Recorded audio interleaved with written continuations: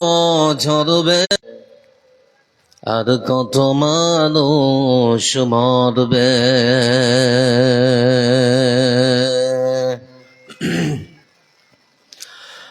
কখনো কি আর সোনালি জামানা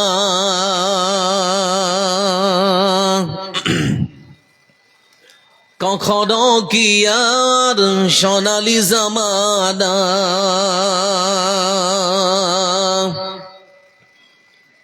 অমরের যোগ ফিরে আসবে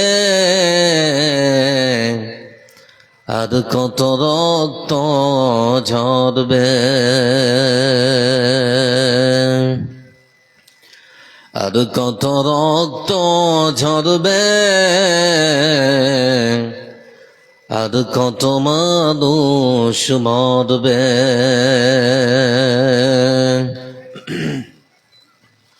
কেন এত বিধবা হলো যে নারী, কি পাপে মায়ের বুক হলো যে খালি।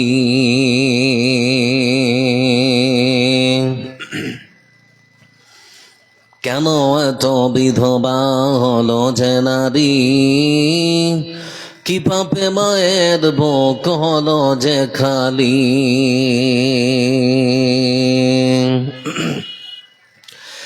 এভাবে কত কাল স্বজন হারার জল,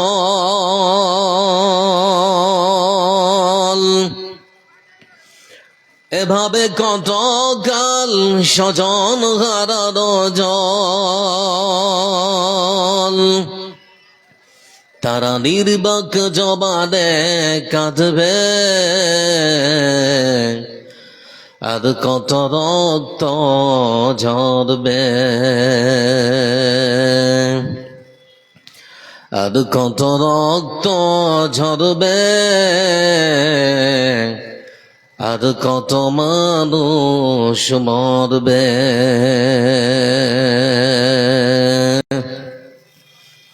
স্বাধীন ভারতে বুঝি নেই অবদান, দাড়ি টুপি দেখে কেন বলো তালেবান।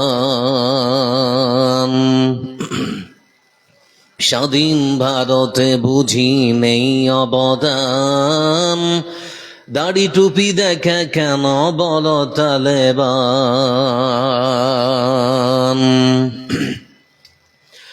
ভারতের মুসলিম রইবে ততদিন,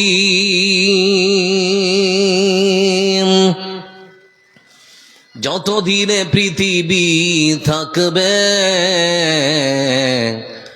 আর কত রক্ত ঝরবে আর কত রক্ত ঝরবে আর কত মানুষ মরবে। কখনো কি আর সোনালি জামানা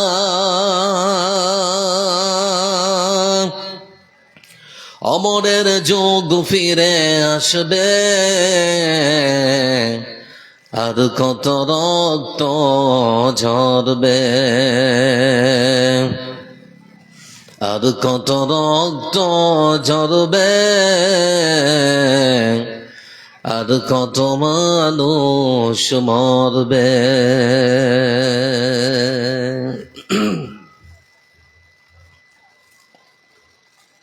সম্মানিত আজকের সভার শ্রদ্ধেয় সভাপতি সাহেব, আমন্ত্রিত আজকের জলসার বিজ্ঞাপিত বক্তাগণ,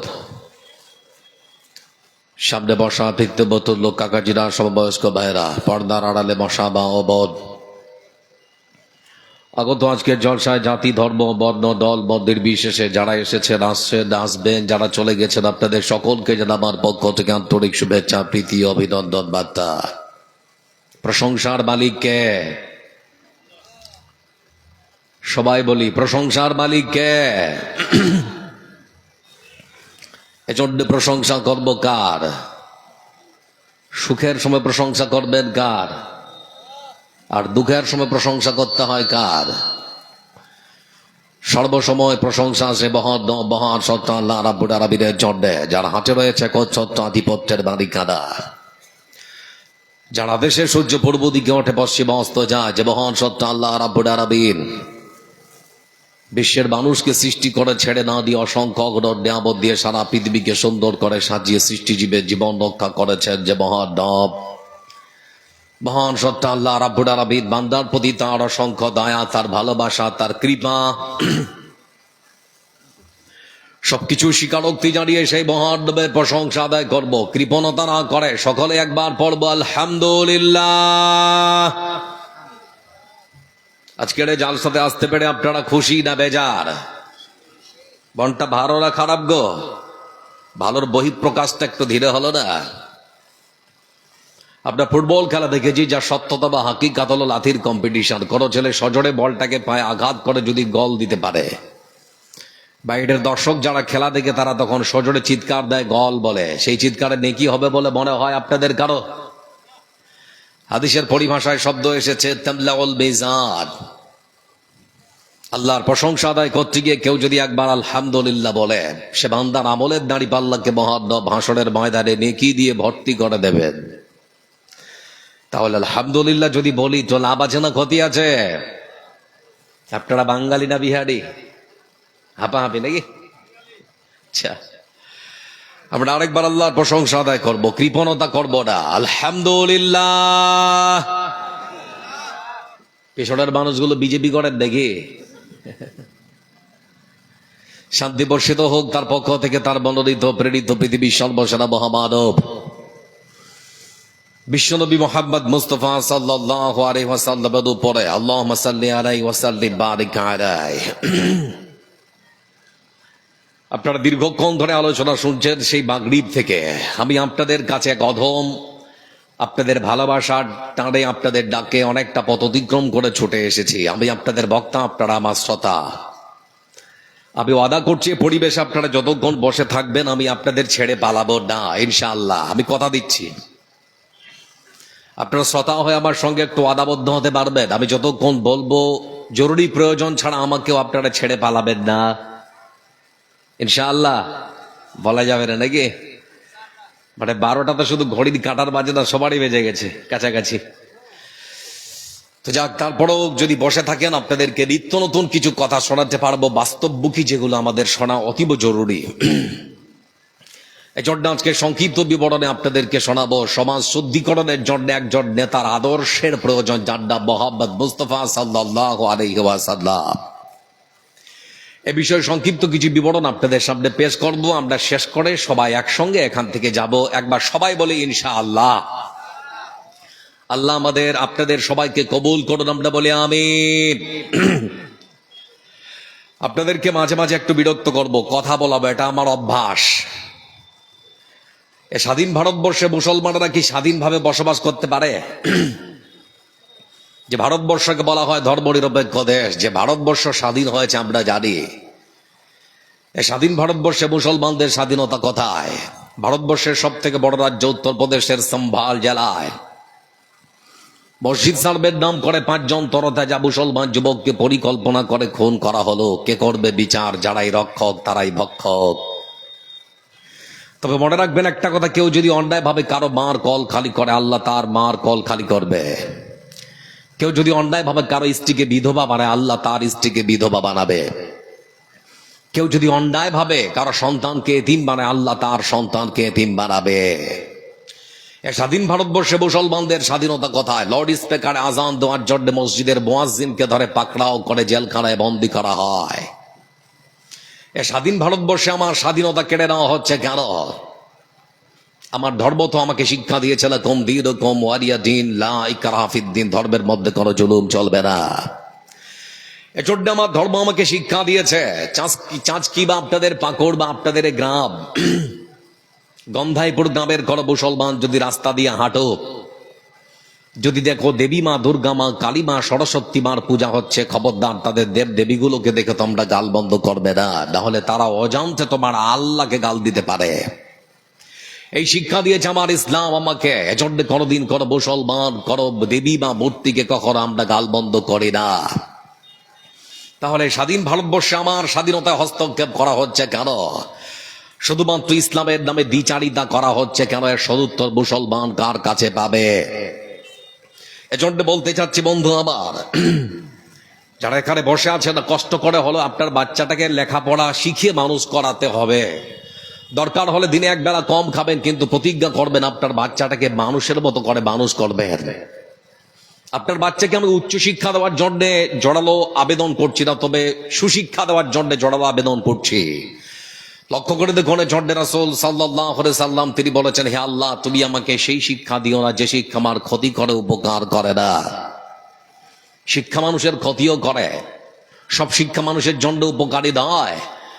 আপনার 6 মাসের বাচ্চাটাকে কোলে নিয়ে আপনার স্ত্রী দাঁড়িয়ে আছে, আর আপনি কিছুটা দূরে গিয়েছেন, আর আপনার ছোট্ট 6 মাসের বাচ্চাটাকে আপনার স্ত্রী শেখাচ্ছে, বলো বেটা tata bye bye, tata bye bye. আমাদের মায়েরা শেখায় না? শেখায় না? কথা বলে না, শেখায় না? শেখায় না? এটা কার আদর্শ? এটা কার শিক্ষা? কার দেওয়া নীতি অবলম্বন করাচ্ছেন আপনার ছোট্ট বাচ্চাকে? লক্ষ্য করে দেখুন, আপনার বাচ্চাটার বয়স 8 বছর, আমার বাচ্চাটার বয়স ওই 8-10 বছর হবে। দু বন্ধু একই সাইকেলে করে চেপে তারা টিউশনে যাচ্ছে। ঘন কুয়াশা, সামনের চাকা, স্কুলে যাওয়ার জন্য যে সাইকেলে তারা চেপেছে টিউশনে বা স্কুলে, তো সাইকেলের সামনের চাকা একটা ইট লেগে মুখ থুবড়ে পড়ে গেছে। তো দু বন্ধু ওরা ধুলোবালি ঝাড়ছে আর দেখতে চাইছে কেন আমরা পড়ে গেলাম। তো আমার ছেলেটা ইটটাকে দেখার পরে বলছে, ইন্না লিল্লাহি ওয়া ইন্না ইলাইহি রাজিউন, লা হাওলা ওয়ালা কুওয়াতা ইল্লা বিল্লাহ। এটা আমার বাচ্চা শিক্ষা দিয়ে, আমার বাচ্চাকে আমি শিক্ষা দিয়েছি, সেজন্য আমার বাচ্চা বলছে ইন্না লিল্লাহি ওয়া ইন্না ইলাইহি রাজিউন। আর আপনার বাচ্চা ইটটাকে দেখার পরে বলছে, ইটটা কে রেখেছিল বে? এটাও শিক্ষা, ওটাও শিক্ষা। আপনি আপনার বাচ্চাকে কোন শিক্ষা দেবেন, সিদ্ধান্ত আপনাকে নিতে হবে। এজন্য আপনাকে বলছি, সব শিক্ষা মানুষের জন্য উপকারী নয়, শিক্ষা মানুষের ক্ষতিও করে। যে শিক্ষা দিয়ে রাসূল সাল্লাল্লাহু আলাইহি সাল্লাম সমাজ পরিবর্তন করেছেন, যে শিক্ষা দিয়ে, যে আদর্শ দিয়ে রাসূল সাল্লাল্লাহু আলাইহি সাল্লাম যুব সমাজকে পরিবর্তন করে দিয়েছিলেন, সে শিক্ষার প্রয়োজন আজও আছে না রে? কথা বলে না, আছে না রে? আছে। লক্ষ্য করে দেখুন বন্ধু আমার, রাসূল সাল্লাল্লাহু আলাইহি সাল্লাম তিনি কালো চামড়ার ফর্সা চামড়ার মধ্যে কোনো পার্থক্য থাকতে পারে না, দেওয়াল ভেঙে চুরমার করেছেন। ধরিয়ার গরিবের মধ্যে কোনো ব্যবধান থাকতে পারে না, সেটা ভেঙে চুরমার করে দিয়েছেন। তিনি দেখিয়ে দিয়েছেন পৃথিবীর বুকে, পৃথিবীর মানুষকে। আপনাদেরকে একটু দেখাই, আপনাদের ঝাড়খণ্ড বলুন, আমাদের পশ্চিমবাংলা বলুন, ভারতবর্ষ বলুন, অসংখ্য মন্দির আছে। মন্দিরের যারা পুরোহিত হয়, যারা পণ্ডিত হয়, যারা পূজারী হয়, তারা হয় ব্রাহ্মণ পরিবারের। সেই ব্রাহ্মণ পরিবারের যারা হয় তারা হয় পূজারী, পণ্ডিত অথবা ধর্মের প্রচারক। যারা নিম্ন বর্ণের বৈশ্য অথবা শূদ্র, তারা পূজারীও হতে পারে না, সে মন্দিরে প্রবেশও করতে পারে না। আর যারা দলিত বর্ণের, তারা তো পূজাও দিতে পারে না। এরকম অসংখ্য মন্দির ভারতবর্ষে আছে, আছে না নেই? কিন্তু ইসলামের সৌন্দর্য যদি আপনাদেরকে দেখাতে চাই, তাহলে পরে বলতেই হয়। লক্ষ্য করে দেখুন, আপনাদের গন্ধাইপুর গ্রামের সব থেকে যারা বড় জামে মসজিদ, আপনার গ্রামের সব থেকে খেটে খাওয়া রিক্সাওয়ালা, ঠেলাওয়ালা, দিনমজুরের ছেলেটাও যদি ভালো আলেম হয়, আপনার গ্রামে আসতে পারে, আপনার গ্রামের মসজিদের মধ্যে প্রবেশ করে নামাজ পড়া তো দূরের কথা, সে মসজিদের ইমামও সে হতে পারে। পারে না? পারে না? এটাই হচ্ছে ইসলামের আর তাদের ধর্মের মধ্যে পার্থক্য। আপনার গ্রামের সব থেকে কোটিপতি মানুষটা যখন নামাজের কাতারে দাঁড়ায়, আর ঠিক সেই সময় আপনার গ্রামের ভিখিরিটা যদি তার পাশে গিয়ে নামাজে দাঁড়ায়, তখন কি কোটিপতি মানুষটা বলতে পারবে যে আমি কোটিপতি, তুমি ভিখারি, আমার পাশে দাঁড়ালে আমার যা সম্মান ছিল সব শেষ? বলতে পারবে? পারবে না। আল্লাহর ঘর মসজিদের মধ্যে যখন আমরা প্রবেশ করি, কে ধনী, কে গরিব, কে কালো, কে ফর্সা, কোনো পার্থক্য থাকে না। আল্লাহর কাছে আমরা তখন সবাই সমান। এই শিক্ষা দিয়েছেন পৃথিবীর সর্বসেরা মহামানব মুহাম্মদ মুস্তাফা সাল্লাল্লাহু আলাইহি ওয়াসাল্লাম। এজন্য বন্ধু আমার, রাসূল সম্পর্কে মন্তব্য করতে গিয়ে আমাদের বিখ্যাত জাতির জনক আমরা যাকে বলি মহাত্মা গান্ধী, তিনি রাসূল সম্পর্কে মন্তব্য করতে গিয়ে বলেছেন, এ ভারতবর্ষকে যদি ইংরেজ নামক পরাশক্তির হাত থেকে বাঁচাতে পারি, তাহলে রাসূলের জীবন আদর্শ দিয়ে ভারতবর্ষকে পরিচালনা করব। আবার আয়ারল্যান্ডের একজন বিখ্যাত নাট্যকার, যার নাম জর্জ বার্নার্ড, আমার রাসূল তার চরিত্র সম্পর্কে ব্যাখ্যা দিতে গিয়ে তিনি আবার বলেছেন, সারা পৃথিবী যখন ছিল অন্ধকারে নিমজ্জিত, এ পৃথিবী যখন অন্ধকারে ডুবেছিল, ঠিক সেই সময় পূর্বাকাশে উজ্জ্বল নক্ষত্রের আবির্ভাব হয়েছিল, যে উজ্জ্বল নক্ষত্র সারা পৃথিবীকে আলোকিত করেছে। সে উজ্জ্বল নক্ষত্র আর কেউ নয়, তিনি হচ্ছেন মোহাম্মদ মুস্তাফা সাল্লাল্লাহু আলাইহি ওয়াসাল্লাম। আবার বন্ধুরা লক্ষ্য করে দেখুন, তিনি এক ধাপ এগিয়ে গিয়ে বলতে শুরু করেছেন, পৃথিবীতে মায়েদের যখন কোনো সম্মান ছিল না, নারীদেরকে যখন হাটে বাজারে গরু ছাগলের ন্যায় বিক্রি করা হতো, ঠিক সেই সময় নারীদের সম্মান বাড়াতে বাড়াতে বাড়াতে বাড়াতে তিনি এক পর্যায়ে ঘোষণা দিয়েছেন, মায়ের পায়ের নিচে জান্নাত, তিনি আর কেউ নন, তিনি হচ্ছেন মোহাম্মদ মুস্তাফা সাল্লাল্লাহু আলাইহি ওয়াসাল্লাম। তিনি যুবকদের কাছে ছিলেন একজন আদর্শবান যুবক, মায়ের কাছে ছিলেন একজন আদর্শ সুসন্তান, স্ত্রীর কাছে ছিলেন একজন আদর্শবান স্বামী। আজকে যুবক, তোমাকে যদি জিজ্ঞেস করে তোমার জন্য আদর্শ কে, তাহলে তুমি চট করে বলতে পারো আমার জন্য আদর্শ যিনি, তিনি হচ্ছেন শাহরুখ খান। আমি যদি তোমাকে জিজ্ঞেস করি কি দিয়েছে, তুমি বলবে 1 2 3 কেমন করে জুয়া খেলতে হয়। তোমাকে যদি জিজ্ঞেস করি তোমার জন্য আদর্শ কে, তুমি বলতে পারো আমার জন্য আদর্শ হচ্ছে সৌরভ গাঙ্গুলি। আমি যদি জিজ্ঞেস করি তোমাকে দিয়েছে কি, তাহলে পরে তুমি বলবে ড্রিম 11। মোবাইলের মধ্যে কেমন করে গেম খেলতে হয়, জুয়ার শিক্ষা দিতে হয়, এই শিক্ষা দিয়েছে। অথচ পৃথিবীর বুকে তোমাদের মতো যুবকদের জীবন আদর্শ পরিবর্তন করার জন্য রাসূল সাল্লাল্লাহু আলাইহি সাল্লাম তুলে দিয়েছিলেন বই খাতা কলম। আজকে যারা নেতা, এরা বই খাতা কলমের পরিবর্তে আমাদের বাচ্চাদের হাতে তুলে দেয় বোমা পিস্তল আর তরবারি। এরা আমাদের কখনো নেতা হতে পারে? এরা কখনো আমাদের নেতা হতে পারে না। এজন্য বন্ধু আমার, জীবনটা খুবই সন্নিকটে, কখন যে কে চলে যাব বলা যাবে? কথা বলে না, বলা যাবে? কেউ বলতে পারবেন না। এজন্য সদা সর্বদা সতর্ক থাকুন। আপনার মোবাইলের মধ্যে যখন রিংটনটা বাজে, তখন আপনার বিবেক কি বলে, আমাকে কেউ একজন ডাকছে, তার ডাকে সাড়া দেওয়ার জন্য মোবাইলের কলটা আমাকে রিসিভ করতে হবে। সেজন্য মোবাইলের কলটা আপনি রিসিভ করার জন্য দৌড় দিচ্ছেন, কে আপনাকে ডাকছে আপনাকে জানতে হবে। অনবরত মসজিদের মিনার থেকে 5 বার মুয়াজ্জিন আপনাকে ডাকছে, আপনাকে মুক্তির জন্য নামাজ পড়ুন, আপনি মুক্তি পাবেন। তখন আপনার বিবেক কাজ করে না, তখন আপনার মাথা কাজ করে না যে আপনার রব, আপনার সৃষ্টিকর্তা, আপনার আল্লাহ আপনাকে ডাকছেন, তখন আপনি মসজিদে হাজিরা দিতে পারেন না। আরেকটা বাক্য আপনাদেরকে বলি, মনে রাখবেন একটা কথা, নিজের পায়ে হেঁটে মসজিদটা আবাদ করুন, নিজের পায়ে হেঁটে সময় থাকতে মসজিদ আবাদ করুন। আপনি বিশ্বাস করুন, নিজের পায়ে হেঁটে মসজিদ আবাদ করুন আর না করুন, যেদিন আপনি মৃত্যুবরণ করবেন, মসজিদের খাট কিন্তু আপনার বাড়িতে যেতে একটুকুও ভয় ভুল করবে না, ঠিক পৌঁছে যাবে। বন্ধু আমার, এই জন্য আপনাদেরকে সদা সর্বদা সতর্ক করছি, রাসূলের জীবন আদর্শ মেনে চলুন, আপনার জীবনটা পরিবর্তন হয়ে যাবে। আমি ওইদিকে আমার গাড়িটা রেখেছি, আমি শুনেছিলাম এই রাস্তাটা খুব ভয়ঙ্কর। মনে হয় কয়েক বছর আগে এখানে একটা মার্ডার হয়েছিল, তাই তো নাকি? চিন্তা করে দেখুন, একটা মানুষের জীবনের মূল্যবোধ কতটুকু এটা বুঝতে পারে না। আমি যেখানে গাড়িটা নিয়ে দাঁড়িয়ে আছি, এখানে বয়স হয়তো 12-14 বছর, 15 বছরের ছেলেরা হবে। অসংখ্য ছেলে সেখানে ধূমপান করছে, কে বিড়ি টানছে, কে সিগারেট খাচ্ছে, কে গুটকা চাবাচ্ছে। চিন্তা করে দেখুন কি অবস্থা। আজকে এই যুব সমাজের অবক্ষয় আমরা প্রতিরোধ করতে পারছি না, তাদেরকে বুঝাতে পারছি না তোমাদের জন্য জান্নাত অপেক্ষা করছে, তোমরা তোমাদের জীবনটাকে ধ্বংসের বুকে ঠেলে দিও না। ফিরে আসো আল্লাহর দিকে, ফিরে আসো রাসূলের জীবন আদর্শের দিকে। এজন্য আপনাকে বলছি ভাই আমার, আপনার ছেলের জন্য সম্পদ ছেড়ে যেতে হবে না, নিজের ছেলেটাকে সম্পদ বানিয়ে যেতে হবে। দিনরাত পরিশ্রম করে আপনার ছেলের জন্য সম্পদ তৈরি করে যেতে হবে না, নিজের ছেলেটাকে সম্পদ বানিয়ে যান। আর যুবক ছেলে যারা আছো, তোমাদের জন্য একটা কথা, কোন জায়গায় যদি গিয়ে দেখো একটা ঝকঝকে চকচকে মানি ব্যাগ বিক্রি হচ্ছে, দাম 1000 টাকা, 1000 টাকা দিয়ে একটা মানি ব্যাগ কিনতে হবে না, 100 টাকা দিয়ে একটা মানি ব্যাগ কিনতে হবে। তার মধ্যে 900 টাকা ভরে রাখতে হবে, সময় সেটা কাজে লাগতে পারে, সময় সেটা কাজে লাগতে পারে। এজন্য আপনাদের যুব ছেলেদেরকে, ওই 10-12 বছর 15 বছরের বাচ্চাদেরকে আপনারা বুঝান যে তোমাদের অনেক মূল্য আছে, তোমরাই পারো আমাদের সমাজকে পরিবর্তন করতে। তোমরা যদি নেশায় যদি মাতোয়ারা হয়ে যাও, তাহলে সমাজের আর কখনো পরিবর্তন হবে না। এজন্য বন্ধু আমার, আজকে রাসূলের জীবন আদর্শ দিয়ে কিছু কথা বলবো, যেটা আমাদের জানা অতীব জরুরি এবং খুবই প্রয়োজনীয় আমি মনে করছি। সেজন্য আজকের এক টপিক আপনাদের সামনে রেখেছি, আপনারা শুনবেন না পালাবেন জি? ইনশাআল্লাহ। আরেকবার বলি ইনশাআল্লাহ। মহান সত্য আল্লাহ রাব্বুল আলামিন তিনি বলেন, وإنك لعلى خلق عظيم। হে রাসূল, আপনার মতো মহত্তম চরিত্রের মানুষ পৃথিবীর বুকে আর কেউ কখনো হতে পারে না।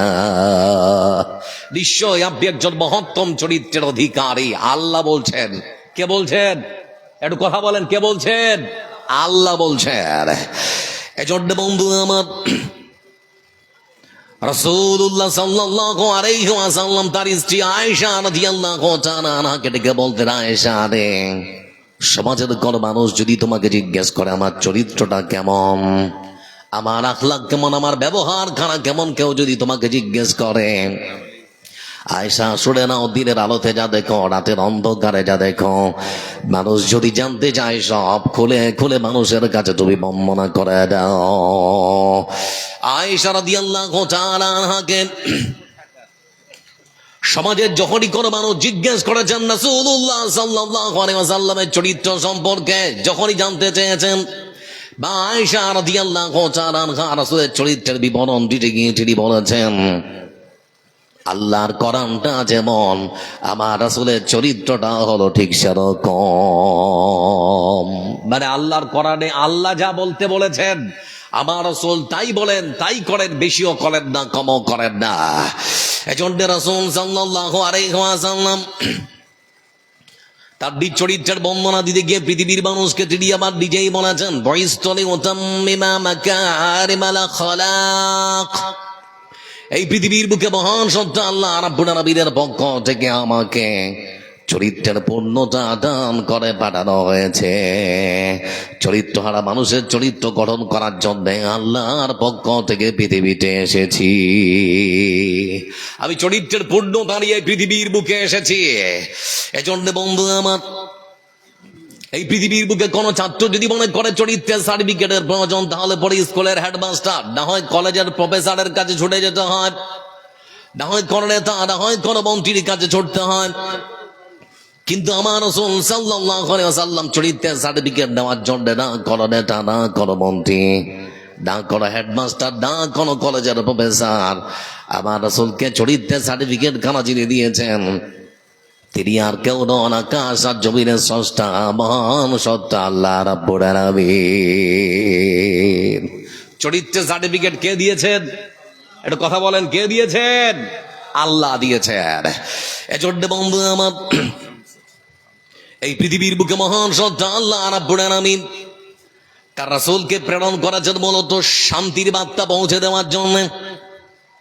এই পৃথিবীর বুকে রাসূল সাল্লাল্লাহু আলাইহি ওয়াসাল্লাম তিনি এসেছেন স্বামী হারা সেই বিধবা মহিলার সঙ্গে সমাজের মানুষ কেমন ব্যবহার করবে তার শিক্ষা ইসলামে আছে না নেই? কিছু বলবেন মনে হচ্ছে নাকি? হরিগঞ্জের শামসের কে আছেন, আপনার স্ত্রী গেটে অপেক্ষা করছে, আপনি যান। হরিগঞ্জের শামসের কে আছেন, আপনার স্ত্রী অপেক্ষা করছে গেটে, আপনি যান। আবার বন্ধু আমার, এই পৃথিবীর বুকে একজন পিতৃহারা সন্তান এতিম বাচ্চার সঙ্গে সমাজের মানুষ কেমন ব্যবহার করবে তারও শিক্ষা দিয়েছেন রাসূলুল্লাহ সাল্লাল্লাহু আলাইহি ওয়াসাল্লাম।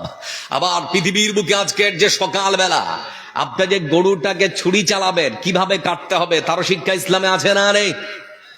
এটা সবাই কথা বলে, আছে না রে? রাসূলুল্লাহ সাল্লাল্লাহু আলাইহি ওয়াসাল্লাম তিনি বলেন, ইন্নাল্লাহা কাতাবাল ইনসানা আলা কুল্লি শাই ফাইদা কাতালতুম ফাহসিনুল কিতলা ওয়া ইদা দাবাতুম ফাহসিনুদ দিবহা। রাসূলুল্লাহ সাল্লাল্লাহু আলাইহি ওয়াসাল্লাম তিনি বলেন, গন্ধাইপুর গ্রামের মুসলমান শুনে না ভালো করেন, আজকের দিন সকালবেলা যখন তোমরা গরুটার গলায় ছুরি চালাতে যাবে, যদি দেখো যে ছুরি দিয়ে তোমরা কাটবে সেই ছুরির মধ্যে ধার নেই, ছুরির মধ্যে যদি ধার না থাকে তাহলে পরে ছুরিটাকে আগে ভালো করে ধারালো করতে হবে। ছুরি যদি ধারালো না থাকে তাহলে পরে গরুটার গলায় ছুরি চালানো যাবে না। এই শিক্ষা কেন দেওয়া হলো? এটা মূলত এজন্যই দেওয়া হয়েছে, ওই ছুরির মধ্যে যদি ধার না থাকে আর যদি আপনি ওই ছুরি দিয়ে গরুটাকে জবাই করেন তার কষ্ট কম হবে না বেশি? কথা বলে না, কম না বেশি? এজন্য বন্ধু আমার, ইসলাম শিক্ষা দিয়েছে একটা চতুষ্পদ প্রাণী যারা মনের ভাব প্রকাশ করতে পারে না, কষ্ট লেগেছে বলতে পারে না, ওরকম ভাবে একটা পশুকে আপনি কষ্ট দিতে পারবেন না। বুখারীর বর্ণনায় রাসূল সাল্লাল্লাহু আলাইহি ওয়াসাল্লাম তিনি বলেছেন, একজন মহিলা তার বাড়িতে একটা বিড়াল ছিল, তো বিড়ালের উৎপাত থেকে বাঁচার জন্য বিড়ালের গলায় সুন্দর করে একটা রশি দিয়ে বেঁধেছে। তো বিড়ালটাকে খুঁটিতে বেঁধে দেওয়ার পর বিড়ালটাকে খেতে দেয় না, পানিও দেয় না। আমার বন্ধুরা, যে বিড়ালটাকে ছেড়ে দিলে হয়তো পোকা মাকড় খেয়ে বেঁচে থাকতো, সেই বিড়ালটাকে খেতে না দেওয়ার কারণে, পানি না দেওয়ার কারণে বন্ধু আমার হঠাৎ করে বিড়ালটা একদিন মারা যায়। রাসূলুল্লাহ সাল্লাল্লাহু আলাইহি ওয়াসাল্লাম তিনি তখন বলছেন, আমার সাথীরা শুনে নাও, যে মহিলা একটা অবলা জীবকে, অবলা প্রাণীকে এই মতো করে হত্যা করতে পারে, সে মহিলা কখনো আল্লাহর জান্নাতে যেতে পারে না। যে ইসলাম বন্ধু আমার একটা বিড়ালকে মারলে জাহান্নামে যাওয়ার কথা বলতে পারে, সে ইসলাম কখনো মানুষ মারার শিক্ষা দিতে পারে নাকি? এ ভাই, এই ছেলে, উঠছো, কোথাও যাচ্ছ নাকি? চলে যাবা? আপনারা উঠছেন কেন একটা দুটা করে? 12টা কি সত্যি বেজে গেছে? বিরক্ত হচ্ছে নাকি আপনারা? একটু বসুন। আর যারা যাচ্ছেন, আমি মনে করছি জরুরি প্রয়োজনে হয়তো যাচ্ছেন, একটু যারা পেছনে আছেন যদি সামনে উঠে আসেন তো ভালো লাগবে। একটু উঠাউঠি বন্ধ করো, নাহলে গুছিয়ে বলতে পারবো না, এটা আমার দুর্বলতা। লক্ষ্য করে দেখুন বন্ধু আমার, ইসলাম একটা অবলা প্রাণীকে মারার জন্য জাহান্নামে যাওয়ার কথা বলতে পারে, সে ইসলাম কখনো মানুষ মারার শিক্ষা দিতে পারে নাকি? পারে? সম্ভব নয়। এজন্য বলতে যাচ্ছি বন্ধু আমার, কোরআন কারীমের ভাষায় মহান সত্য আল্লাহ রাব্বুল আলামিন এজন্য আমার রাসূল সম্পর্কে বলতে গিয়ে তিনি বলেছেন, ওয়া মা আরসালনাকা ইল্লা রাহমাতাল লিল আলামিন। হে রাসূল, আমি আপনাকে সারা পৃথিবীর জন্য করুণা স্বরূপ, রহমত স্বরূপ প্রেরণ করেছি। সারা পৃথিবীর জন্য আপনি দয়ার সাগর, আপনি রহমতের সাগর, আপনি করুণার সাগর। রাসূল সাল্লাল্লাহু আলাইহি সাল্লামকে সম্বোধন করে বলা হচ্ছে। আবার মহান সত্য আল্লাহ রাব্বুল আলামিন তিনি আরেক আয়াতে সুন্দর করে বলেন, ওয়ামা আরসালনাকা ইল্লা কাফাতাল লিন্নাস বাশীরা ওয়া নাযীরা ওয়ালাকিন্না আকসারান নাসি লা ইয়ালামুন। মহান সত্য আল্লাহ রাব্বুল আলামিন তিনি আবার আয়াতে বলেন, হে রাসূল, আমি আপনাকে সারা পৃথিবীর সমগ্র মানব জাতির জন্য সতর্ককারী, সুসংবাদদাতা হিসেবে প্রেরণ করেছি। সতর্ককারী, সুসংবাদদাতা। এবার যারা এখানে বসে আছেন, একটা প্রশ্ন করছি, রাসূল কি শুধু মুসলমানদের জন্য পৃথিবীতে এসেছিলেন নাকি? হেরা বলে না, শুধু কি মুসলমানদের জন্য না, তিনি যখন পৃথিবীতে এসেন তখন তো মানুষ সব বহুত্ববাদে বিশ্বাসী ছিল, একত্ববাদে বিশ্বাসী ছিল না। কেউ 360টার পূজা করত, কেউ 3 জনের পূজা করত, কেউ সূর্যের পূজা করত, কেউ চন্দ্রের পূজা করত। এমন সময় তিনি পৃথিবীর বুকে এসেছে।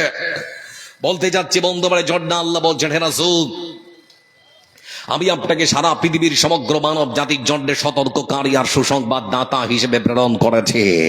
আবার যারা গন্ধাইপুরের মানুষ আছেন, আপনার গ্রামে যদি 100টা ঘর থাকে, রাসূল আবার আপনাদের কি কি বলে সম্বোধন করছেন আমার দিকে দেখার।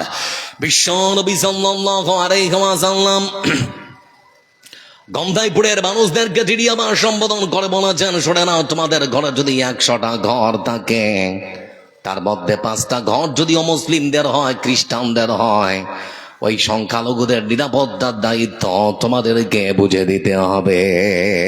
যারা সংখ্যায় কম, দায়িত্ব আপনাকে নিতে হবে। রাসূল সাল্লাল্লাহু আলাইহি ওয়াসাল্লাম তিনি বলেন, সংখ্যায় যারা কম, তোমরা যারা সংখ্যায় বেশি মুসলমান, শুনে নাও, তাদের উপরে তোমরা যদি ক্ষমতার জোর দেখাও, লাঠির জোর দেখাও, প্রশাসনিক কোন জোর খাটাও, হাত দিয়ে যদি তাদের উপরে তোমরা পৃথিবীর বুকে অত্যাচার করো, তাহলে পরে আমি রাসূল সাল্লাল্লাহু আলাইহি ওয়াসাল্লাম আল্লাহর আদালতে তাদের পক্ষে কথা বলবার মুসলমান, তোমাদের বিপক্ষে আল্লাহর কাছে অভিযোগ পেশ করব। পৃথিবীর বুকে একজন বিরল নেতা, যার নাম মোহাম্মদ মুস্তাফা সাল্লাল্লাহু আলাইহি ওয়াসাল্লাম, যিনি অমুসলিমদের, যিনি সংখ্যালঘুদের নিরাপত্তার কথা মুসলমানদেরকে বলে সতর্ক করেছেন। এখন আমি আপনাদেরকে যদি প্রশ্ন করে, আমাদের সমাজে নেতা আছে না নেই গো? এরা বলে না, আছে না রে? বর্তমান ভারতবর্ষের যিনি স্বরাষ্ট্রমন্ত্রী, নাম কি? অমিত শাহ জি, মোটা ভাই নাকি? চিন্তা করে দেখুন, যার ছেলে কোনোদিন ক্রিকেট ব্যাট হাতে নেই, বিসিসিআই চেয়ারম্যান পদে বসে আছে, কত বড় ক্ষমতার অপব্যবহার হচ্ছে। আপনাদেরকে বলতে যাচ্ছি, অমিত শাহজি কাশ্মীরের বারামুল্লায় বিশাল বড় একটা সভা মঞ্চে দাঁড়িয়ে রাজনৈতিক ভাষণ দিচ্ছেন। হঠাৎ করে পাশের মসজিদ থেকে আজানের সুমধুর কণ্ঠ ভেসে এসেছে, হাইয়া আলাস সালাহ।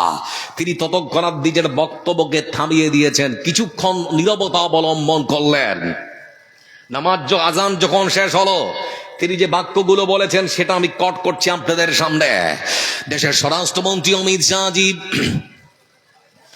যখনই দেখলাম আজান শেষ হয়ে গেল, আজান শেষ হওয়ার পর তিনি তখন জাতির উদ্দেশ্যে ভাষণ দিচ্ছেন এই মতো করে, ভারতবর্ষের মুসলমান শুনে নাও, তোমরা যারা মনে করো আমরা বিজেপির প্রথম সারির নেতারা তোমাদের ধর্মকে তোমাদেরকে সম্মান আর শ্রদ্ধা করে না, দেখে নাও ভালো করে, আমি দেশের স্বরাষ্ট্রমন্ত্রী তোমাদের ধর্মের আজান শোনার সঙ্গে সঙ্গে নিজের বক্তব্যকে থামিয়ে প্রমাণ করে দিলাম আমিও তোমাদের ধর্মকে আর তোমাদের ধর্মের রীতিনীতিকে সম্মান আর শ্রদ্ধা করি। এটাই তো হওয়া দরকার। আপনি তো শুধু হিন্দুদের স্বরাষ্ট্রমন্ত্রী নন, মুসলমানদেরও স্বরাষ্ট্রমন্ত্রী। আপনারা কি বলেন? কিন্তু একটা প্রশ্ন যে থেকে যাচ্ছে, স্বরাষ্ট্রমন্ত্রী অমিত শাহজি বলে, প্রশ্ন কি? প্রশ্নটা হচ্ছে বিজেপি শাসিত অসংখ্য রাজ্যের বিধানসভার ভেতরে আজানের সুমধুর কণ্ঠকে লাউড স্পিকারের বাহানা দিয়ে গলা টিপে হত্যা করার নামে আইন পাস করছেন কেন? এর সদুত্তর মুসলমান কার কাছে পাবে? আপনারা মুসলমানদের আজানকে বলছেন শব্দ দূষণ হয়। এখন আপনাকে যদি বলি, আপনার স্মরণ আছে কিনা জানি না, আপনারা হয়তো শুনেছেন কিছুদিন আগে দেখেছিলেন আসামের শিলচর শ্রীভূমি জেলা থেকে 7 জন হিন্দু যুবক তারা পিকনিকের উদ্দেশ্যে বেরিয়েছে, তারা ত্রিপুরা যাবে। রাত অতিক্রম করে তখন প্রায় ভোর, ধরে দিন 5টা ছুঁই ছুঁই, ঠিক সেই সময় ফজরের আজান হবে। তারা আপনাদের এখানে একটা ইলাম বাজার মনে হয় গ্রাম আছে নাকি? তো যে গ্রামের পাশ দিয়ে তারা যাচ্ছে সেটার নাম হচ্ছে ডিলাম বাজার। তো ডিলাম বাজার ক্রস করে যখন যাচ্ছে, ড্রাইভারের চোখে সামান্য ঘুম আসার কারণে নিয়ন্ত্রণ হারিয়ে ঠিক মসজিদের পাশে বিশাল বড় একটা খাদ, অনেকটা জল আছে, সেই জলের মধ্যে পুকুরে একেবারে পড়ে গিয়েছে গাড়িটা। 7 জন মানুষ নিজের জীবন দিয়ে তারা টানাটানি, কেউ সাঁতার জানে না, মনে হচ্ছে গাড়িটা ডুবে গেলে 7 জন মানুষই হয়তো মরে যাবে। এমন সময় সেই গ্রামের দায়িত্বপ্রাপ্ত মসজিদের ইমাম আব্দুল বাসিত তিনি উঠছিলেন আজান দেওয়ার জন্য। তিনি যখন বিকট একটা শব্দ শুনতে পেলেন, তিনি ভাবলেন নিশ্চয়ই কোনো দুর্ঘটনা ঘটেছে। তিনি বেরিয়ে আসলেন, লাইট মারছেন, কিছু দেখতে পাচ্ছেন না। মসজিদ থেকে বেরিয়ে আসার পর তিনি এবার দেখতে পেলেন যে একটা গাড়ি মনে হচ্ছে যেন আমাদের গভীর খাদে পড়ে গেছে, ফর ইন্ডিকেটর জ্বলছে, মানে পার্কিং লাইট গুলো যেভাবে জ্বলে ওরকম করে জ্বলছে। তিনি নিজের উপস্থিত বুদ্ধিকে কাজে লাগিয়ে মসজিদের মধ্যে প্রবেশ করার পর আজান বাদ দিয়ে তিনি গ্রামের মানুষদেরকে আহ্বান করলেন, একটা গাড়ি পড়ে গেছে, মনে হয় তার ভেতরে মানুষ আছে, আপনারা যারা মুসাল্লি তাড়াতাড়ি করে আসলে মানুষগুলোকে যেমন করে হোক বিপদের হাত থেকে বাঁচাতে হবে। মুসলমানরা তাড়াতাড়ি করে বাড়ি থেকে বের হওয়ার পর সেই 7 জন মানুষ একটা ইকো গাড়িতে ছিল। সেই গাড়িটা অনেক কষ্ট করে একেবারে ধারে টেনে নিয়ে আসার পর দরজা খুলে তাদেরকে বাঁচানোর জন্য সহযোগিতার হাতটা বাড়িয়ে দিয়েছে। আচ্ছা বলুন তো, তখন যদি জিজ্ঞেস করা হতো ভাই তোমাদের নাম কি, যদি বলতো আমার নাম অমল, বিমল, শ্যামল, নরেশ, পরেশ, সুরেশ, এইগুলো নাম যদি শোনা হতো, তখন আমরা মুসলমান বলা দরকার ছিল, ধ্যাত বেটা তোমরা তো হিন্দু, মরবে মরো, তোমাদেরকে বাঁচাবো না নাকি? এটা বলা দরকার ছিল। আমার বন্ধুরা শুধুমাত্র এখানেই শেষ নয়, আমরা কিছুদিন আগে দেখতে পেলাম উত্তরপ্রদেশের পিলিভিত বলে একটা জায়গা আছে, এলাহাবাদের পিলিভিতে একজন মানুষ তার নিজস্ব গাড়ি করে যাচ্ছিল, কিন্তু নিয়ন্ত্রণ হারিয়ে গাড়িটা তার নদীতে চলে যায়। ফেসবুকে দেখতে পাচ্ছিলাম ভিডিওটা। সেই নদীর মধ্যে ডিঙ্গি নৌকায় মাছ ধরছিল একজন মুসলমান যুবক, যার নাম ফয়সাল।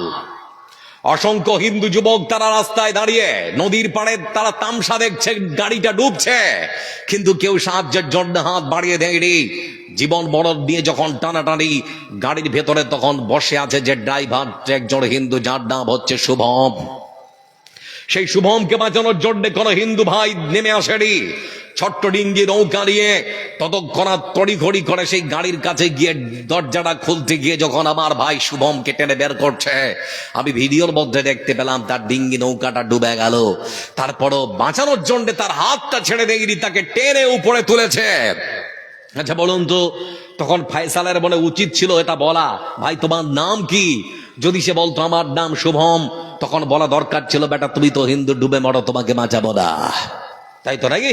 এটা বলা দরকার ছিল না, এটা বলা দরকার ছিল না। আমার ইসলাম শিক্ষা দেয় সততা, নম্রতা, ভদ্রতা, মানবতার কে কোন ধর্মের দেখার প্রয়োজন মনে হয় না, আগে দেখতে হয় সে মানুষ কি মানুষ না।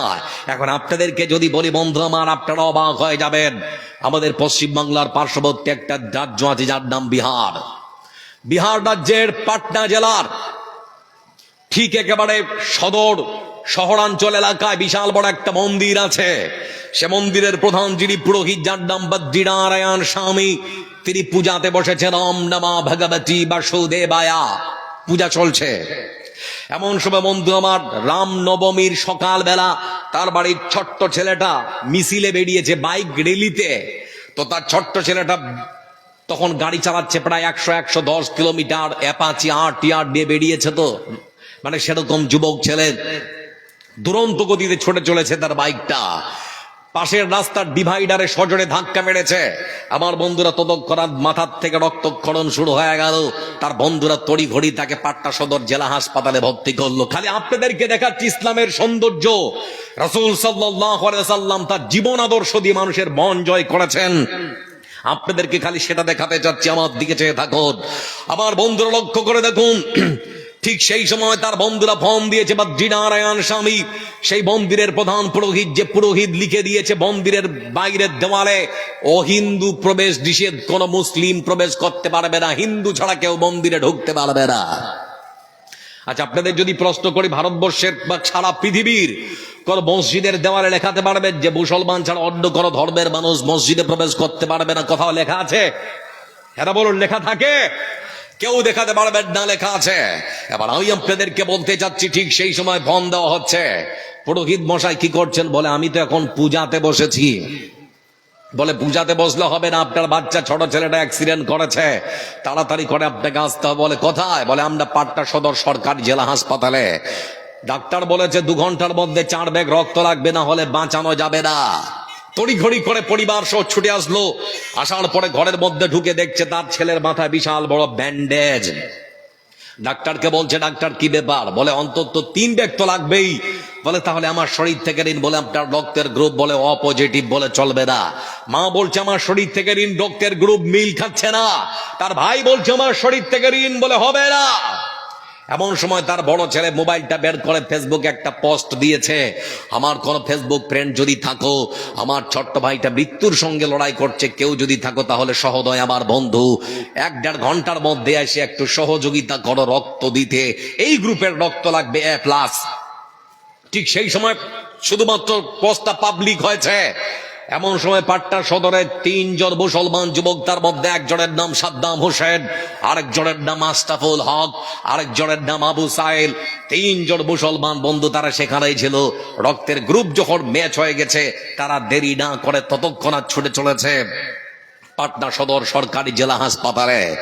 তার বন্ধুকে দেখার পরে বলছে, বন্ধু তুমি পোস্ট করেছিলে? বলে হ্যাঁ। বলে রক্ত লাগবে? বলে হ্যাঁ রক্তে লাগবে। বলে আমরা এই গ্রুপের 3 জন ডোনার এসেছি, দেরি করবেন না, তাড়াতাড়ি করে রক্ত আমরা দিতে এসেছি আপনার ভাইটাকে বাঁচার। এমন সময় বন্ধু আমার, সেই ফেসবুক ফ্রেন্ডদের তখন জিজ্ঞেস করা হচ্ছে তার বন্ধুদের পক্ষ থেকে। বলে বন্ধু তোমার নাম কি? বলে আমার নাম আবু সাহেল। বলে তোমার নাম কি? বলে আমার নাম হলো আশরাফুল হক। বলে তোমার নাম কি? আমার নাম হলো সাদ্দাম হোসেন। বলে তোমরা মুসলমান? বলে হ্যাঁ আমরা মুসলমান। বলে ভাই আমার তাহলে যে একটু অসুবিধা আছে। বলে অসুবিধাটা কি? বলে আমার বাবা হলো মন্দিরের প্রধান পুরোহিত, পাটনা সদরে বিশাল বড়, সব থেকে যেটা বড় মন্দির, সেই মন্দিরের প্রধান পুরোহিত হচ্ছে আমার বাবা বদ্রীনারায়ণ স্বামী। আমার বাবা আমাদেরকে ছোটবেলায় শিখিয়েছে মুসলমানদের সঙ্গে বন্ধুত্ব করতে নেই, তাদের বাড়ি যেতে নেই, তাদের রান্না করা খাবার খেতে নেই, তাদের সঙ্গে লেনদেন করতে নেই, তাদের বাড়িতে রাত কাটাতে নেই। আগে আমার বাবাকে জিজ্ঞেস করবো, তোমরা মুসলমান, রক্ত দিতে এসেছো, তোমাদের শরীরের রক্ত নেওয়া যাবে কি যাবে না? একটু অপেক্ষা করো, আগে জানি। ঘরের মধ্যে প্রবেশ করার পর তার বাবাকে তখন দেখতে পেলাম, বাবা বসে আছে ছোট্ট বাচ্চার মাথার কাছে বসে আছে। মাথাটা পুরো একেবারে সাদা ব্যান্ডেজে একেবারে ল্যাপটানো আছে। তার বাবার কাছে গিয়ে তখন একেবারে হালকা আসরে তখন বলতে আরম্ভ করে যে বাবা 3 জন ডোনার এসেছে রক্ত দেওয়ার জন্য। বলে তাই নাকি রে? বলে হ্যাঁ। বলে তাহলে দেরি কিসে, তাদেরকে ঘরের মধ্যে ডাক। বলে বাবা যে 3 জন ডোনার যারা রক্ত দেওয়ার জন্য এসেছেন 3 জনই মুসলমান, একজনই হিন্দু নয়। একজনের নাম আবু সাহেল, আর একজনের নাম সাদ্দাম হোসেন, আর একজনের নাম হলো আশরাফুল শেখ। বাবা তুমি আমাদেরকে ছোট্টবেলা থেকে শিখিয়েছো মুসলমানদের বাড়িতে যেতে নেই, তাদের রান্না করা খাবার খেতে নেই, তাদের সঙ্গে লেনদেন করতে নেই, তাদের সঙ্গে অন্তরঙ্গ বন্ধুত্ব করতে নেই।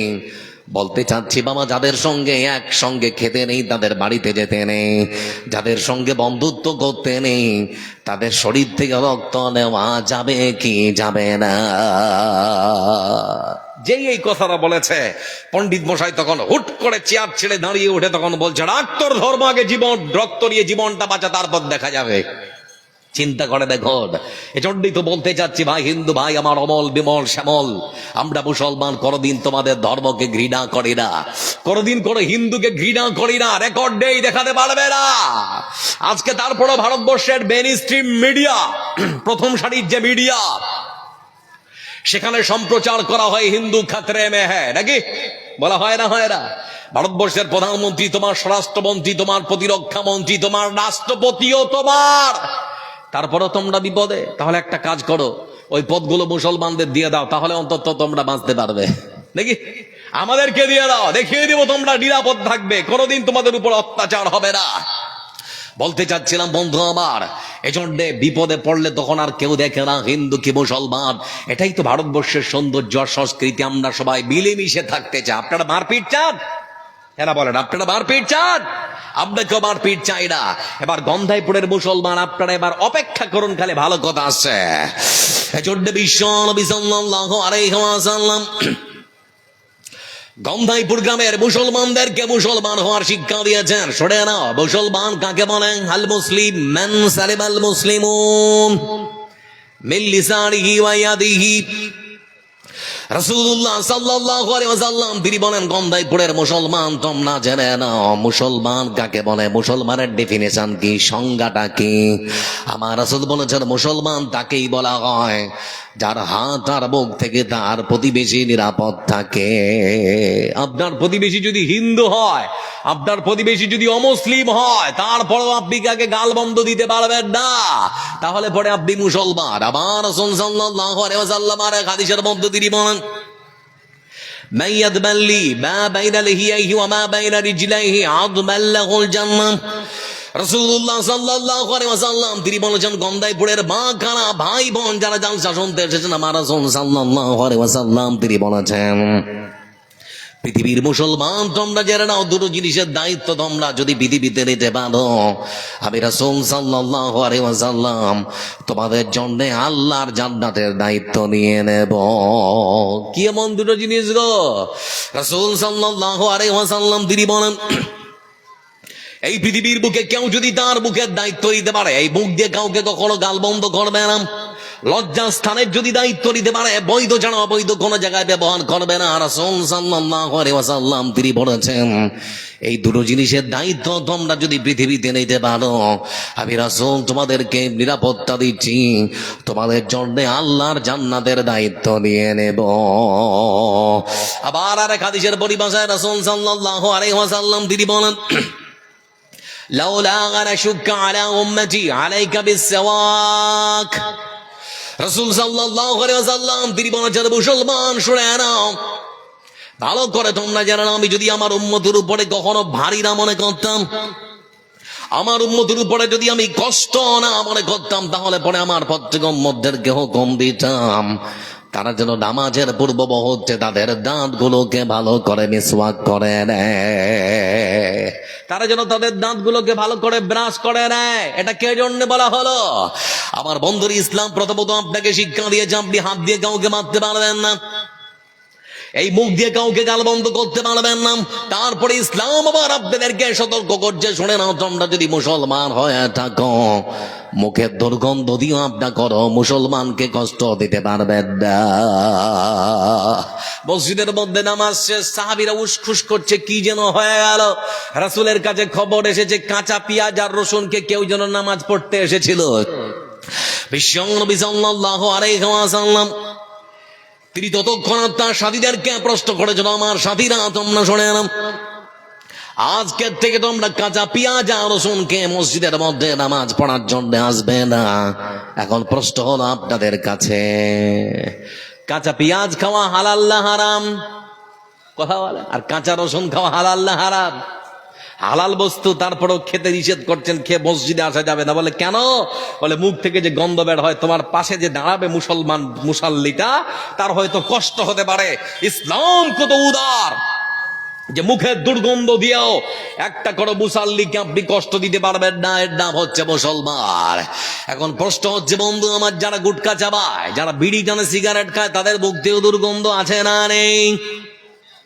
কাপড়টা ঝাড়ি মারলেও গন্ধ বের হয়। আর সমাজের মানুষ ওর নাম রেখেছে আতর আলী, নাকি? এরকম মানুষ আছে না? মানে অনেক মানুষ শুধুমাত্র ওরা রাসূলকে ভালোবাসে, মুখে কাজে নয়। অথচ আমি এটা বিশ্বাস করি, একটা যুবক ছেলে দাঁড়িয়ে পেশাব করতে পারে, কেউ যদি বলে আমার বিশ্বাস হবে।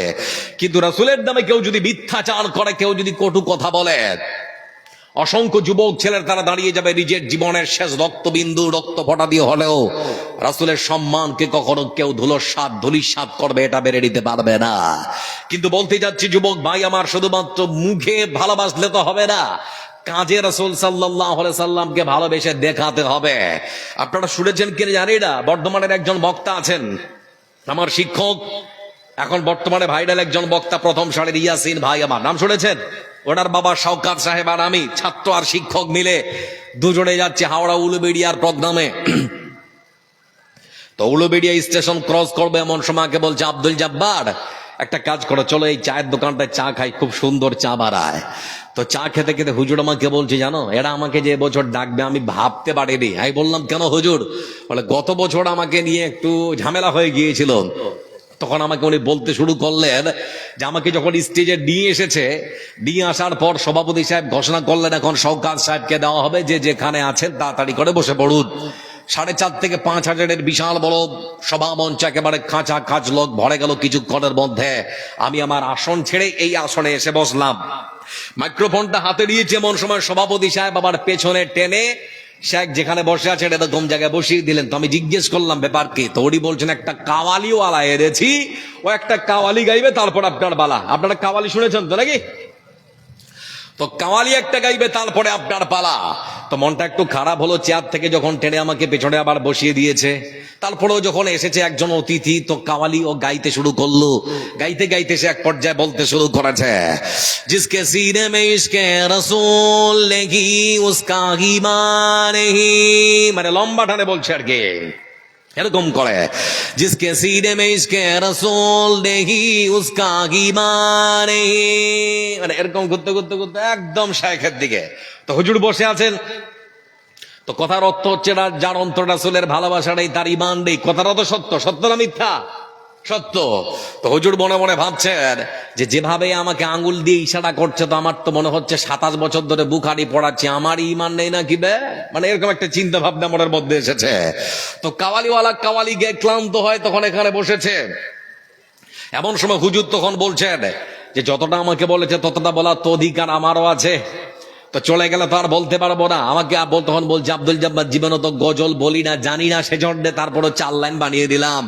আমিও তখন বলতে আরম্ভ করলাম, জিসকে সিনে মে ইশকে রাসূল হোগা উসকা চেহারে সে পতা চলেগা, इंग्लैंड से आने वाला, दाढ़ी को मुंडाने वाला, फुल पैंट फुल शर्ट पहनने वाला, आशिक रसूल कैसे बनेगा। ও বুঝতে পেরে গেছে আমাকে ঝাড়ছে। ও তখন বলছে হাম খানা নেই খায়গা, হাম আভি চালা যায়গা, হামারা বেইজ্জতি হয়ে গিয়া। তো কথা হচ্ছে, হুজুর তখন বলছেন, বেটা তুমি কাওয়ালি গাইতে এসেছো, রাসূলের আশিক তুমি, সাপা চাট মুখে দাঁড়িয়ে নেই, ফুল প্যান্ট ফুল শার্ট, কানাকে হাইকোর্ট দেখাচ্ছ, কানাকে হাইকোর্ট দেখাচ্ছ। আজকে আমাদের সমাজে অনেক চাচা বয়স হয়ে গেছে, কোমরটা বেঁকে গেছে, যদি ওকে জিজ্ঞেস করি চাচা নামাজ পড়না হ্যাঁ, ওরি আবার তখন আমাকে উল্টে বলেন, ভাতিজা নামাজ না পড়তে পারি ঈমান ঠিক আছে। এরকম মানুষ আছে না রে? অথচ হাদিসের পরিভাষা হচ্ছে লা দীনা লিমাল্লাহ সালাত লাহু, যার কাছে নামাজ নেই তার কাছে দিন ধর্ম বলে কিচ্ছু থাকতে পারে না। মনে দেখুন না, তারপরে বুঝতে পারবেন কবরটা কি জিনিস। মনে দেখুন শুধুমাত্র কবর নিজের পরিচয় দিতে গিয়ে বলে আমি একাকের ঘর, আমি অন্ধকার ঘর, আমি কিরামা করার ঘর, আমি নিঃসঙ্গীহীন ঘর। আমার কাছে আসার আগে আমল ঠিক করে আসবে। আমল ভালো তো সব ভালো, আমল খারাপ তো তোমাকে আমি দেখবো না। তুমি কোন দেশের রাষ্ট্রপ্রধান ছিলে কিচ্ছু দেখার সময় আবার নেই। এজন্য বলছিলাম বন্ধু আমার, রাসূলের জীবন আদর্শ যদি আপনার মধ্যে থাকে তাহলে পরে সমাজ পরিবর্তন হতে পারে, না হলে সম্ভব নয়। রাসূলের আদর্শ যদি আপনি আপনার ছেলেকে না দিতে পারেন, আমি আপনাকে ভূমিকাতে বলেছিলাম উচ্চ শিক্ষা দিতে হবে না, সুশিক্ষা দিন। উচ্চ শিক্ষা যদি দেন, সুশিক্ষা যদি না দেন, তাহলে আপনার ছেলে আপনাকে বৃদ্ধাশ্রমে পাঠাবে, এটাই স্বাভাবিক। আজকে অনেক ছেলেরা তাদের বুড়া বাবা এবং মাকে বৃদ্ধাশ্রমে রাখে না গো, কথা বলে না, রাখে না। লক্ষ্য করে দেখুন আমার দিকে যারা চেয়ে বসে আছেন, যে কয়েকজন এখানে দেখুন, 70 বছরের একজন বৃদ্ধ মানুষ, যার নাম আব্দুর রহমান। কি নাম বললাম? আব্দুর রহমান। রিটায়ার্ড করেছেন প্রায় 7 বছর হলো। বাড়িতে 2 ছেলে 1 মেয়ে, মেয়ের বিয়ে দিয়েছেন শ্বশুর বাড়িতে। আর 2 ছেলে ওরা বিয়ে করেছে, বড় ছেলেটার একটা ছেলে হয়েছে নাতি, বয়স 4.5 থেকে 5 বছর হবে। ছোট্ট ছেলেটাকে নিয়ে বিকেল বেলা দাদু অনেক সময় খুব মনের আনন্দে বাড়ির ব্যালকনিতে সময় কাটায়। বিকেল বেলা খবরের কাগজটা পড়ে, সকাল বেলা পড়ে, আর বিকেল বেলা হলে একটু চা পান করে, এই নিয়েই কেটে যায়। কিন্তু বহুদিন থেকে তার বাড়িতে একটা কাজের মেয়ে আছে, যার নাম হচ্ছে জায়নাব। কি নাম বললাম? জায়নাব। বহুদিন থেকে আছে। তার ছেলেটা যখন ছোট্ট, মা মারা গেছে প্রায় 15-16 বছর হয়ে গেল। মানে এখন বাবা বাড়িতে একা। আমার দিকে তাকান, রাসূলের আদর্শ কি জিনিস শুধুমাত্র আমি আপনাকে দেখাতে চাচ্ছি। বন্ধু আমার লক্ষ্য করে দেখুন, হঠাৎ করে একদিন বাড়ির বড় বৌমা তার ছোট যাকে বলছে, হ্যাঁ রে ছোট, আজকে দুপুরে সবজি নেই, রান্না হবে না। ঠিক সেই সময় ছোট বৌমা বলছে, কেন? দাদাকে বলতে পারো নি? বলে সব কাজ তোমার দাদা করবে কেন? বলে তাহলে কে করবে? বলে বাড়িতে তো বাবা বসেই থাকেন, বাজার টানলেই তো পারেন নাকি? বাড়িতে তো বাবা বসেই থাকেন, বাজার টানলেই তো পারেন। এমন সময় বৃদ্ধ বাবা আব্দুর রহমানের কানে গিয়েছে। কথাটা শোনার পর তিনি মনে মনে ভাবলেন, সময় বুঝি ফুরিয়ে যাচ্ছে আমার। কিছুদিন পর বাড়ির বড় ছেলে তার স্ত্রীকে বলছে, হ্যাঁ গো আমার সাদা শার্টটা কই? ঠিক সেই সময় তখন বলছে, ওটা ধপাকে দিয়ে এসেছি, ধপা এখনো পর্যন্ত নিয়ে আসেনি। বলে নিয়ে আসতে পারো নি? বলে আমি সব কাজ করবো নাকি? বলে কে করবে? বলে তোমার বাবা তো বাড়িতেই বসে থাকে, বললেই তো পারো। এমন সময় বন্ধু আমার আব্দুর রহমান সাহেব, তিনি বাড়ির ব্যালকনিতে বসে খবরের কাগজ পড়ছিলেন। তিনি মনে মনে ভাবলেন, সত্যি এই পরিবারে মনে হয় আমার প্রয়োজন ফুরিয়ে যাচ্ছে। হঠাৎ করে সকালবেলা একদিন বাড়ির কাজের মেয়ে জায়নাব একেবারে মুরগির কষা মাংস আর ফুলকো লুচি আর আলুর দম টেবিলের মধ্যে সুন্দর করে সাজিয়েছে। সবাই পরিবারের মানুষেরা খেতে বসেছে। বড় ছেলে তখন খুব আগ্রহ করে তার বাবাকে ডাকছে, বলে বাবা তুমি খাবে না? তার বাবাকে নিয়ে ডাইনিং টেবিলে যখন বসেছে, এমন সময় তার বড় ছেলে তখন বলছে, বাবা তোমার সঙ্গে একটু আলোচনা ছিল। বলে কি বল? ঠিক সেই সময় তখন বলছে, বাবা তুমি তো বাড়িতে একাই থাকো, মা মারা গেছে প্রায় 15-16 বছর হলো, তুমি কেমন একাকিত্ব জীবন কাটাচ্ছ, আমাদের খুব খারাপ লাগে। এজন্য আমি তোমার জন্য একটা চিন্তা ভাবনা করেছিলাম। বলে কি চিন্তা ভাবনা? বলে পাকুড়শিক রেল স্টেশনের পাশে একটা জায়গা দেখেছি, ওখানে একটা বৃদ্ধাশ্রম খোলা আছে। ওখানে মনোরম বাতাস, সকালবেলা সূর্য উঠে দেখা যায়, আবার সন্ধ্যাবেলা যখন সূর্যটা ডুবে সেটাও দেখা যায়। মনোরম পরিবেশে সেই বৃদ্ধাশ্রমটা খোলা আছে। তোমার মতো বয়সের অনেক বৃদ্ধ মানুষ, বৃদ্ধা নারীরা সেই বৃদ্ধাশ্রমের মধ্যে আছে। বাবা একটা যদি কষ্ট না পাও তাহলে কথা বলি। বলে বলো। সেখানে তুমি যদি যাও তাহলে তোমার মনটা খুব ভালো লাগবে। তাদের সঙ্গে তুমি মুক্ত বাতাসে তোমার জীবনটা কাটাবে, তাদের সঙ্গে হাসি রহস্য ঠাট্টা করবে। সময় আমরা যাব, আবার মনটা খারাপ করবে, তখন তুমিও বাড়িতে আসবে, কিন্তু ওখানে থাকলে তুমি বেশ ভালো থাকবে। এই যখনই কথা বলা আব্দুর রহমান সাহেব, তিনি মনে মনে ভাবলেন, মনে মনে যেটা চিন্তা করছিলাম এটাই হলো, ছেলেদেরকে আমি উচ্চ শিক্ষা দিয়েছি কিন্তু সুশিক্ষা দিতে পারিনি, রাসূলের আদর্শ শেখাতে পারিনি। সেই জন্য হয়তো আমার বাচ্চাটা আজকে আমাকে বৃদ্ধাশ্রমে রাখার জন্য আমাকে আহ্বান করেছে। আব্দুর রহমান সাহেব কিছুক্ষণ নীরব থাকার পর তিনি তখন তার বড় ছেলেকে বলছেন, আচ্ছা তোমাকে একটা কথা বলি। বলে বলো বাবা। বলে তোমরা আমার সন্তান, আমাকে নিয়ে এত ভাবো, আমিও তো তোমাদের নিয়ে অনেক কিছু চিন্তা ভাবনা করে রেখেছি। বলে সেটা কি? তখন আব্দুর রহমান সাহেব বলছে, যেখানে বৃদ্ধাশ্রম তোমরা দেখে এসেছো, সেই পাকুড় রেল স্টেশনের পাশে ওই বৃদ্ধাশ্রম, যেখানে মুক্ত বাতাস, সকালে সূর্য উঠলে দেখা যায়, সূর্য ডুবলে দেখা যায়, সেই মনোরম পরিবেশে ঠিক সেই জায়গায় একটা জায়গা বিক্রি হবে বলে আমার কানে খবরটা এসেছে।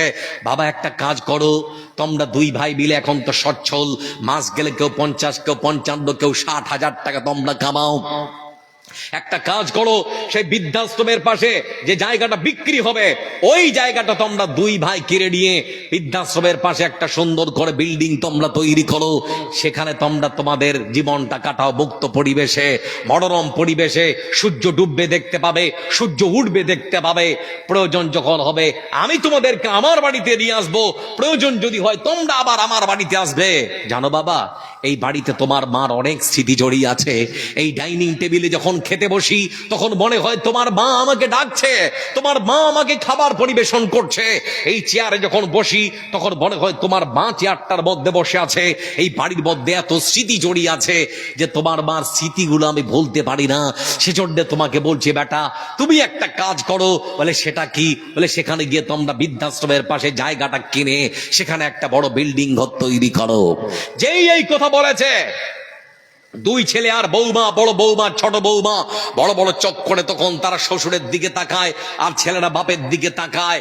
কিছুক্ষণের মধ্যে খাবার দাবার শেষ করে বাপের হাত পা ধরে বলছে, বাবা ভুল হয়ে গেছে। বলে, বাবা ভুল হয়ে গেছে, জীবনে আর বৃদ্ধাশ্রমে তোমাকে যেতে বলবো না। কি বুঝতে পারলেন? আপনাকে শুধুমাত্র শেখাতে চাচ্ছি রাসূলের আদর্শে আপনার বাচ্চাকে সুশিক্ষা দিন। উচ্চ শিক্ষা বিএড বিকম এমকম দিতে বলছি না। আপনার বাচ্চাকে যদি আদর্শ শিক্ষা না দিয়েছেন, তাহলে আপনার বাচ্চা আপনাকে ভাত দেবে না, এটাই স্বাভাবিক। আপনার বাচ্চা, আপনার ছেলে আপনাকে কাপড় দেবে না, এটাই স্বাভাবিক। আপনার বাচ্চা, আপনার ছেলে আপনাকে ধরে মারবে, এটাই স্বাভাবিক। আপনার বাচ্চা আপনাকে বৃদ্ধাশ্রমে রেখে আসবে, এটাই স্বাভাবিক। এজন্য কষ্ট করে হলো আপনার বাচ্চাকে সুশিক্ষা দিন, উচ্চ শিক্ষা দিতে হবে না। ভূমিকাতে বলেছিলাম, আপনার বাচ্চার জন্য সম্পদ ছেড়ে যেতে হবে না, বাচ্চাটাকে সম্পদ বানিয়ে যেতে হবে। এই নীতি আদর্শ আপনার মনের মধ্যে আনতে হবে। কেমন করে রাসূলের আদর্শ আপনার মধ্যে, আপনার ছেলের মধ্যে নিয়ে আসা যায়, তার চিন্তা ফিকির আপনাকে করতে হবে। এবার যে কয়েকজন বসে আছেন, এবার আমার দিকে তাকান, এমন কিছু কথা বলবো আপনারা অবাক হয়ে যাবে। আর বলতে যাচ্ছি, বন্ধু আমার, ইসলাম পৃথিবীর মানুষকে শিক্ষা দেয় সততা, নম্রতা, ভদ্রতা আর মানবতার। ইসলাম কখনো কোনো মানুষকে মারার শিক্ষা দিতে পারে না, অসম্ভব। এজন্য বন্ধু আমার, বিশ্বনবী সাল্লাল্লাহু আলাইহি ওয়াসাল্লাম তিনি মেরাজ করলেন ঊর্ধ্বগমন বুররাক নামক জানে করে। প্রথম, দ্বিতীয়, তৃতীয়, চতুর্থ, পঞ্চম, ষষ্ঠ, সপ্তম আকাশ, সিদরাতুল মুনতাহা। আমার বন্ধুরা একদম শেষ পর্যায়ে পৌঁছে গিয়ে আল্লাহর কাছ থেকে 3খানা স্পেশাল জিনিস নিয়ে এসেছেন। তার মধ্যে একটা হলো নামাজ। কি বললাম? সালাত। আজকে ফজর পড়েছেন কে কে? একটু হাত তুলুন। 2-4 জন নাকি? আর পড়েন দেখে। কেমন করে ঘুমাও তুমি, ফজর করে কাজা, এমনও তো হতে পারে জোহরে জানাজা মানুষ, এমনও তো হতে পারে জোহরে জানাজা। পারে না, পারে না। মুসলিম হয় না জন্ম নিলেই মুসলমানের ঘরে, কাফের মুমিন তফাৎ হয় নামাজের উপরে। মুসলিম হয় না জন্ম নিলেই মুসলমানের ঘরে, কাফের মুমিন তফাৎটা হয় নামাজের উপরে।